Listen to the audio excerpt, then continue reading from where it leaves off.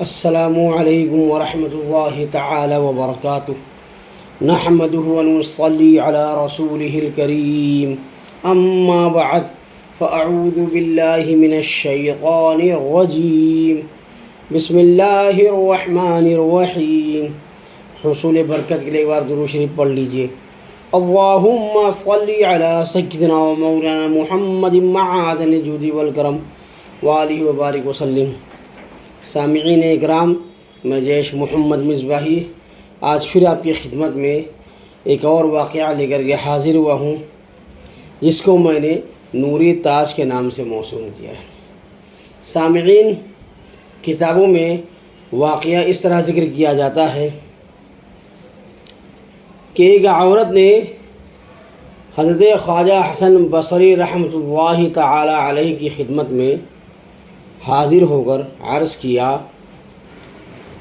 کہ جناب، میری ایک بیٹی جو فوت ہو چکی ہے، میں چاہتی ہوں کہ اسے خواب میں دیکھوں۔ حضرت خواجہ حسن بصری رحمۃ اللہ تعالی علیہ نے فرمایا کہ تم رات کے وقت عشاء کی نماز کے بعد 4 رکعت نفل پڑھنا اور ہر رکعت میں سورہ فاتحہ کے بعد ایک مرتبہ سورہ تکاثر پڑھنا اور پھر درود شریف پڑھتے پڑھتے سو جانا۔ چنانچہ اس عورت نے ایسا ہی کیا۔ رات کو وہ سو گئی تو اس نے خواب میں اپنی بیٹی کو اس حال میں دیکھا کہ وہ عذاب خداوندی میں گرفتار ہے۔ گندھک کا لباس، ہاتھوں میں ہتھکڑیاں اور پاؤں میں بیڑیاں ہیں۔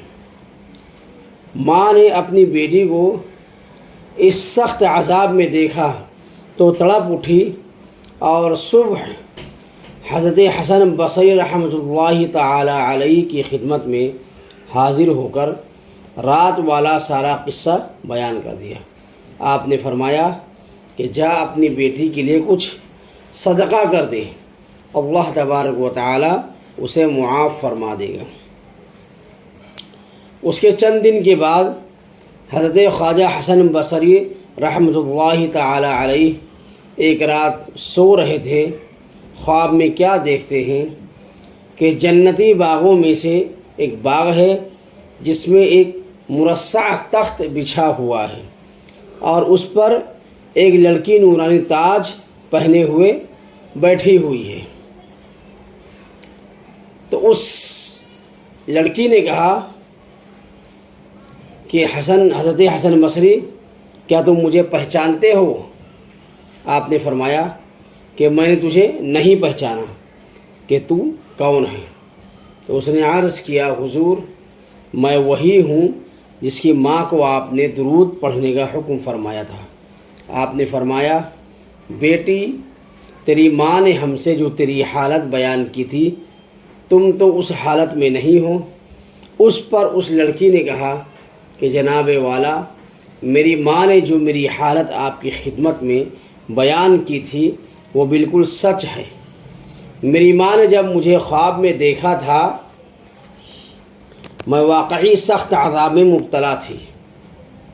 آپ نے فرمایا، بیٹی، پھر تجھے عذاب سے کیسے نجات حاصل ہوئی؟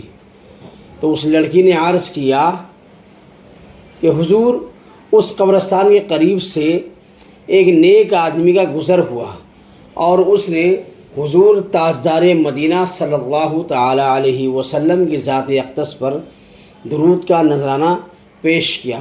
اس کے درود پڑھنے کی برکت سے اللہ تبارک و تعالی نے 70,000 وہ لوگ جنہیں عذاب ہو رہا تھا معاف فرما دیا ہے۔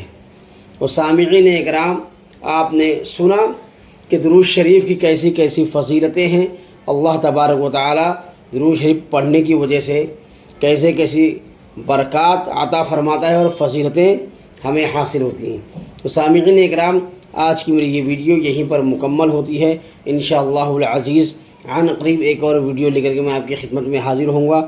تب تک کے لیے اجازت مرحمت فرمائیں۔ السلام علیکم ورحمۃ اللہ تعالی وبرکاتہ۔